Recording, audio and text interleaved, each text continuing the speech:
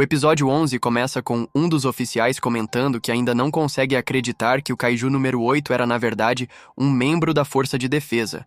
E não só isso, ele ainda é um Kaiju de classe Dai, ou seja, um dos mais poderosos já registrados. No último episódio, eu até perguntei o que significava um Dai Kaiju.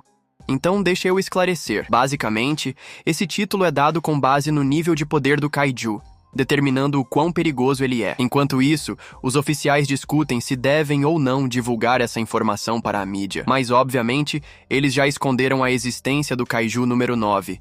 Então seria melhor manter o mesmo plano.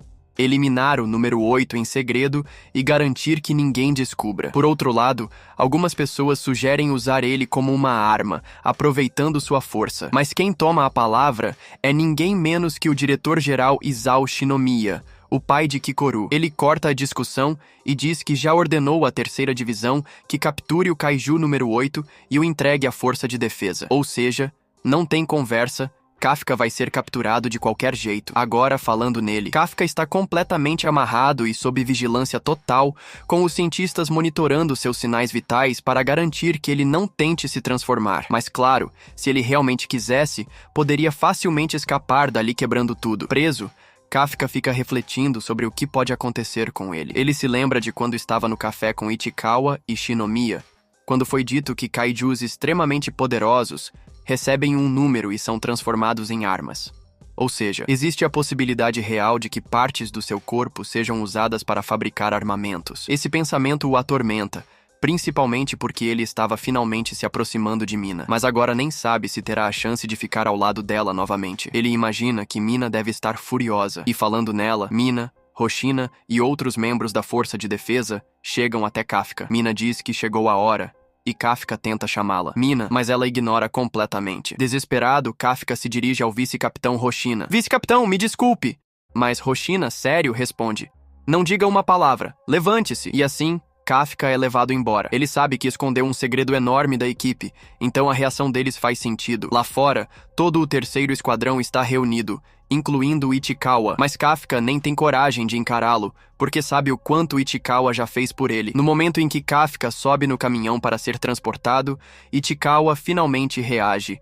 Ele corre até Kafka e grita, Senpai, eu confio completamente em você. E nesse instante, as portas do caminhão se fecham, selando o destino de Kafka. Dentro do caminhão, Mina encara Ichikawa e diz, você tem 50 segundos para essa atitude.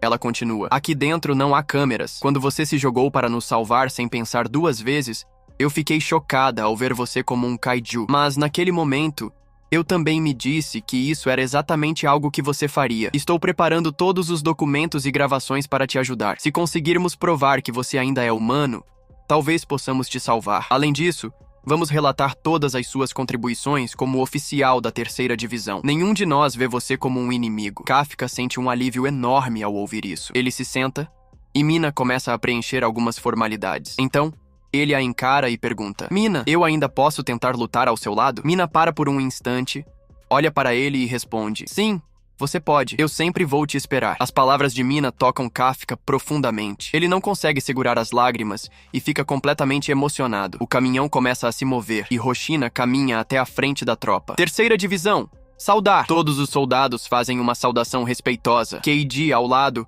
observa a cena e questiona. Hoshina, o que você está fazendo? Hoshina responde com um sorriso. Estamos saudando. Keiji cruza os braços e comenta. Bom, não é como se vocês fossem saudar um kaiju, né? Agora me diz aí, eles estão saudando Kafka ou Mina? Eu acho que é pelo Kafka. Enquanto isso, a cena corta para a base marítima da Força de Defesa, que é o quartel-general principal. Kafka é levado para lá e trancado em uma cela altamente selada. Alguns dias se passam e os membros da terceira divisão estão visivelmente preocupados. Haru suspira e diz, cara, eu ainda não consigo acreditar. Aquele velhote é mesmo o Kaiju número 8? Vocês viram a barriga dele? Ele tenta aliviar o clima com uma piada, mas Ichikawa permanece completamente sério. Na verdade, todos ali estão muito tensos, porque cada um lembra de como Kafka já salvou suas vidas. Até mesmo Iharu foi salvo por ele. Então, um dos oficiais comenta, nós não temos o poder de decidir o que vai acontecer com ele.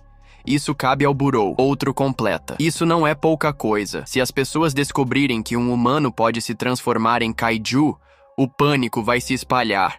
Como alguém vai viver em paz sabendo que qualquer pessoa ao lado pode de repente virar um monstro? A situação é realmente muito séria. Enquanto isso, Mina está finalizando um relatório detalhado, reunindo todas as provas a favor de Kafka. Assim que conclui, ela ordena que os documentos sejam entregues imediatamente. Corta para Hoshina, que recebe a informação de um subordinado. Todos os veículos foram retirados. O que vai acontecer com Ribino agora? Hoshina respira fundo e responde: eu preciso trazê-lo de volta. Quando ele lutou contra mim, não usou todo o seu poder. O que ele pensa que é? Da próxima vez, vamos ter uma luta de verdade. Em outra parte da base, Kikoru chega para falar com seu pai, Isao Shinomiya, o vice-diretor da Força de Defesa. Ela bate continência e diz com firmeza: estou aqui para fazer um pedido. Não eliminem Kafka Ribino. Ele salvou minha vida. Peço que não o tratem como um inimigo. Então Shinomiya encara Kikoru com frieza e diz: você é uma tola. Veio até aqui para falar sobre seus sentimentos? Ele então pega um raio-x de Kafka e o coloca diante dela. Na imagem, fica claro que no peito dele há um núcleo de kaiju. Olhe bem para isso. Ele não tem um coração humano, Kikoru. No lugar, há um núcleo, exatamente como o kaiju que matou sua mãe. Essas palavras atingem Kikoru como um golpe. Ela fica em choque. Os olhos tremem.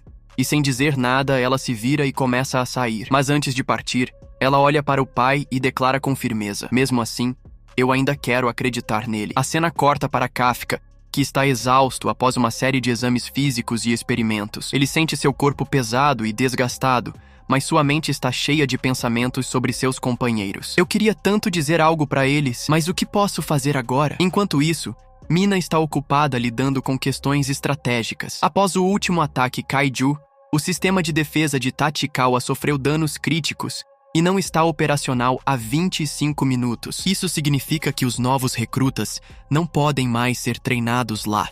E por isso, 4 membros foram realocados para outras bases, sendo transferidos para unidades mais experientes. O motivo? O número de ataques de Daikaijus está aumentando, e é provável que múltiplos deles ataquem simultaneamente no futuro. Haru, ao saber que foi considerado um talento promissor, fica animado, mas Ichikawa desconfia. Será que isso tudo tem a ver com Kafka? Parece que estão separando todos que o apoiam, como se quisessem mantê-los sob vigilância. Haru reage indignado. Se for isso, eu não vou aceitar essa transferência. Mina intervém com seriedade. Não é nada disso. Fico feliz em ver o quanto você se preocupa com seu time, mas essa decisão já estava planejada antes. Kafka não tem nada a ver com isso. Com essa explicação, Ichikawa aceita a decisão, mas Haru ainda hesita. Em outra parte da base, Aoi e Haru estão conversando. Haru pensa em ligar para o pai, mas desiste no último instante. Então, Aoi revela algo importante. Eu conversei com meu antigo comandante da JSDF. Estou tentando encontrar alguém influente o bastante para ajudar Kafka. É evidente que todos estão profundamente preocupados com o destino de Kafka. A cena corta novamente para Kafka, que se recorda das palavras de Mina. Se você conseguir provar que ainda é humano, talvez possamos te salvar. Kafka então toma uma decisão. Eu vou provar que sou humano. Eu vou sair daqui, de um jeito ou de outro. Mas antes que ele possa agir, Isao Shinomiya entra na cela. No alto, Kikoru observa tudo, apreensiva. A tensão fica no máximo. Kafka começa a falar. Eu não sou um kaiju. Eu sou um humano. Mas, para a surpresa de todos, Isao apenas levanta a mão e ordena: soltem as amarras dele. O que será que ele planeja? Os soldados da base ficam em choque quando ouvem Isao dizer: soltem as amarras dele. Um dos oficiais hesita. Senhor, ele é o kaiju número 8. Isao apenas responde com frieza. E se ele quisesse, já teria se libertado sozinho. Kafka sente os grilhões se soltarem. Levanta as mãos devagar e diz: eu sou humano. Mas antes que ele possa falar mais alguma coisa, Isao saca sua arma e atira sem hesitação. Kafka reage no último instante, usando seus braços parcialmente transformados em membros de kaiju para desviar os tiros. No entanto, um dos disparos o atinge de raspão, e o sangue começa a escorrer. Isao, sem demonstrar nenhuma surpresa, apenas ajusta sua mira e diz calmamente: não existe criatura neste mundo capaz de bloquear tiros com as mãos e ainda ser chamada de humana. Então ele dá a ordem: Autorização para desbloquear o FS-1002. Os oficiais confirmam e iniciam o processo de ativação. O que é isso? Kafka se pergunta. A resposta vem rapidamente. O FS-1002 é um conjunto de armas feitas a partir do Kaiju número 2, e somente Isao tem permissão para usá-las. Assim que as ativações são concluídas, uma energia avassaladora explode pelo local. O próprio ar ao redor se torna pesado. Isao se prepara para exterminar Kafka sem hesitação. Vou acabar com o Kaiju número 8. Kafka começa a recuar, percebendo que não tem escolha. Ele precisa lutar para sobreviver, ou será morto ali mesmo. Mas algo dentro dele o impede de atacar. Ele ainda quer provar sua humanidade. Eu não posso machucá-los. A batalha começa. Isao dispara ataques brutais, e Kafka se esquiva como pode, mas não consegue revidar. Em meio ao combate, um golpe violento arranca um de seus braços. A dor é insuportável. O choque faz Kafka quase perder a consciência, mas ele entende o que está acontecendo. Esse poder, o FS-1002, foi feito do Kaiju número 2. Agora faz sentido. O corpo de Kafka está reagindo instintivamente, pois sente a presença desse poder como o de um inimigo Kaiju. A luta se intensifica. Isao é o soldado mais forte da força de defesa, e cada golpe dele é letal. Kafka continua tentando escapar, mas perde ainda mais partes do corpo. Quando Isao se aproxima para um golpe final, algo terrível acontece. Kafka perde o controle totalmente e se transforma por completo. Mas essa não é uma transformação normal. Seu corpo começa a mudar de forma, e Isao recuar pela primeira vez. O que diabos está acontecendo? Do alto, Kikoru assiste tudo apavorada. Pai, tem algo errado. Dentro da mente de Kafka, o verdadeiro monstro desperta. Uma voz ecoa de dentro dele, sombria e ameaçadora. O comando é claro: exterminar o inimigo. O Kaiju dentro dele tomou o controle. Kikoru grita desesperada. Kafka Hibino, você é humano! Mas será que ele ainda pode ouvi-la?